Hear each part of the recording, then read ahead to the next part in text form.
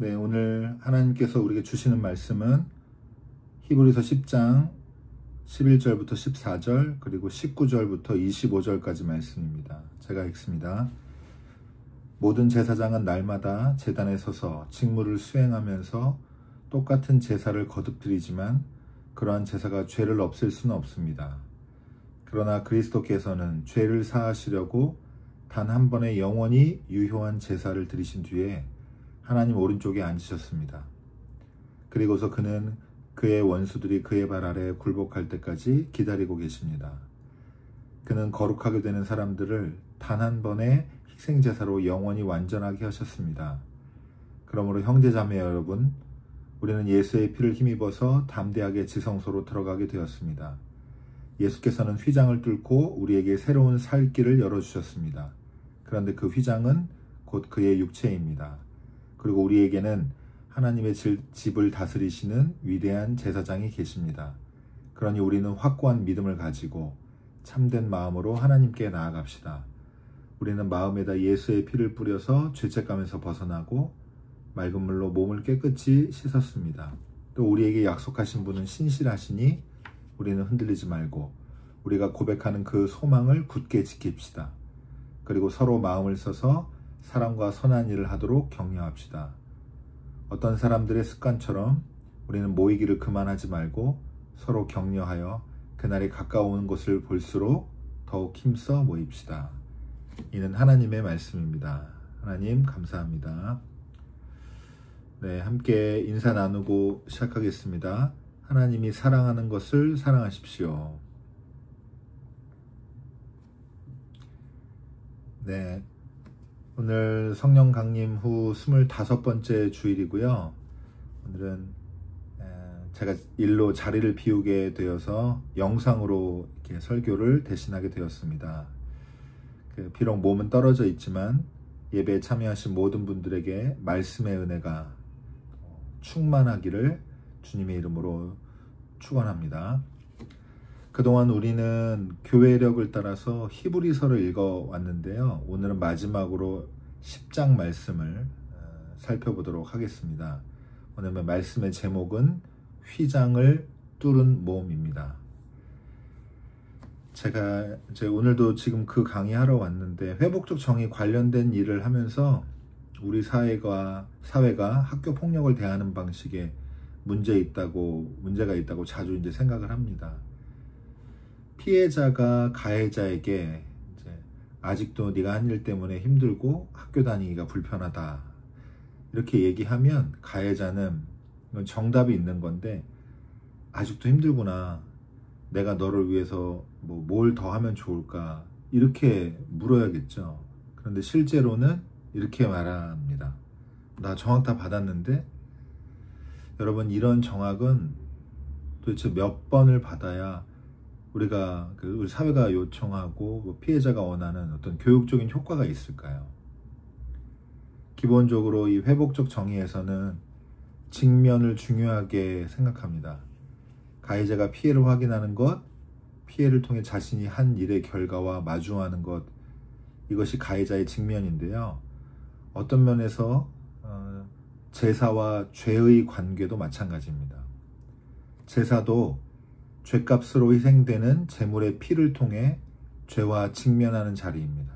제사를 통한 죄와 직면이 마음과 생각의 변화로 이어져야 하는데 가해자가 처벌을 받아도 변화되지 않는다면 처벌을 위한 처벌이 되고 말 것입니다. 마찬가지로 죄를 직면하지 못하는 제사는 제사를 위한 제사가 될 수 있는 것입니다. 성경은 여러 곳에서 제사를 통해 더 중요한 진실을 깨닫고 더 근본적인 배움을 얻기를 바랐습니다. 하나님이 원하시는 것은 제사라는 의식이 아니라 양심의 변화와 변화된 삶이라고 하는 사실을 보여주는 대표적인 구절이 두 개가 있는데, 하나는 사무엘 3장 15장 22절 말씀이고 이렇게 됩니다. 순종이 제사보다 낫고 말씀을 따르는 것이 순양의 기름보다 낫습니다.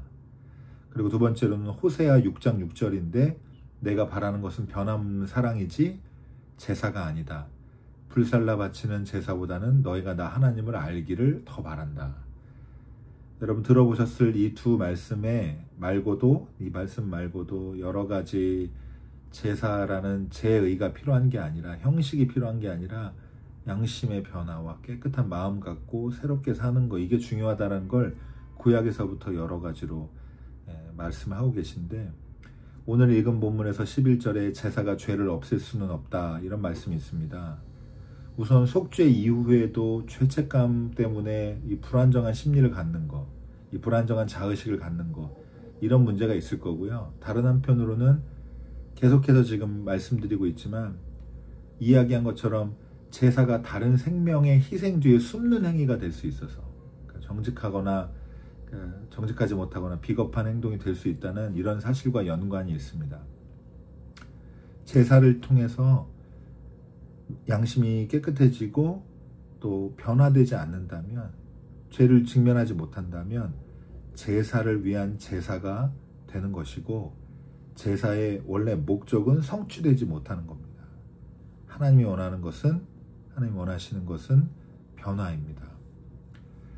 제사를 반복하면서도 양심의 자유가 없이 죄의 무게에 짓눌려 살거나 자신은 아무런 희생을 하지 않으면서 죄를 털어버리는 이런 현실이 제사의 한계가 무엇인지를 잘 드러냅니다. 이것이 그리고 율법의 한계이기도 합니다. 기준 없이 무질서하게 살지 말라고 율법이 수여가 됐는데, 율법에는 한계가 있고 또 이 인간이라는 존재는 얼마든지 율법을 악용할 수가 있습니다. 율법의 이 한계를 극복하기 위해서 율법 자체도 내부적으로 노력이 필요하지만 율법 외부에서 들어오는 새로운 시도와 근본적인 도전, 이런 게 필요했는데, 예수 그리스도께서 하신 일이 바로 이 외부로부터 오는 근본적인 새로운 시도와 도전입니다. 하나님은 예수 그리스도를 통해 새로운 언약을 맺기를 원했습니다. 그 10장 14절에 이렇게 나와 있죠. 그는 거룩하게 되는 사람들을 단 한 번의 희생제사로 영원히 완전하게 하셨습니다. 여러분 쭉 지금 어떤 부분부터는 계속 히브리서가 주장하는 이 부분을 저희가 반복해서 듣고 있는데, 여러분 이제 정리를 하셔야 되는데, 예수가 자신을 제사의 진짜 희생제물로 드렸다라는 얘기가 아니라, 예수께서 하신 희생이 율법을 완성하고 율법의 한계를 극복한 그런 성취, 뭔가 이루신 이 의미가 있는 것을 제사의 관점으로 해석한 시도가 바로 히브리서라고 할 수가 있습니다. 제사의 관점에서 예수 그리스도의 희생이 완전하고 새로운 구원의 시작이라는 것을 오늘 본문은 이런 문장으로, 이런 표현으로 이제 표현을 하고 있는데, 바로 휘장을 뚫고입니다. 예수 그리스도는 이 땅에 몸을 입고 오셔서 육체로 완전하게 이루셨습니다. 몸으로, 삶으로 자신의 존재를 다 바쳐서 지성소로 들어가지 못하게 막는 이 휘장이라고 하는 가림막을 치우고 그걸 뚫고 스스로 길이 되셨습니다. 히브리서 저자는 휘장이 곧 예수 그리스도의 육체라고 하는데, 하나님은 자신의 계획을 완전히 성취할 몸이 필요했거든요. 그리고 하나님의 오른쪽에 앉으셨다는 것은 하나님께서 요구한 모든 역할을 온전히 수행했다, 완전히 성취했다라는 걸 상징적으로 보여주는 표현입니다. 그런데 이 완전한 성취, 온전한 수행을 무엇이 했느냐? 바로 하나님께서 찾으시는 몸이 이 역할을 했다. 그래서 휘장을 뚫은 몸, 이게 바로 우리에게 이제 그리스도인에게 주어진 새로운 구원의 길을 상징적으로 표현할 수 있는 이제 표현이 되는 겁니다. 그럼 이제 우리에게 남는 게 이 완전한 성취의 결과로 어떤 일이 일어났느냐, 이 성취의 결과가 무엇이냐라고 하는 건데, 이겁니다. 하나님께 이제 직접 나아갈 수 있는 담대함을 우리가 얻게 되었습니다. 하나님의 임재를 뜻하는 지성소에 직접 다가가는 특권을 이제 얻게 되는 것입니다. 그래서 이제 이걸 근거로 요거를 가지고 마지막에 여러분 그동안 쭉 읽어왔던 여러 주 읽어왔던 히브리서 전체 결론을 이제 나누려고 하는데요. 히브리서 저자는 대제사장이신 예수 그리스도를 통해서 하나님께 우리가 예배하며 다가가는 길이 열렸다는 걸 지금 이제 이렇게 길게 설명을 한 겁니다. 제사와 율법으로 대표되는 이 옛 시대가 끝나고 믿음과 언약의 새 시대가 열렸고, 그리고 나중 것은 이 믿음과 언약의 새 시대는 완벽하기 때문에 앞으로 보완될 필요가 없다. 이게 바로 히브리서 전체의 주제입니다. 히브리서 저자가 말하는 이 결론은 당연하도 인간이 이뤄낸 성과가 아니죠.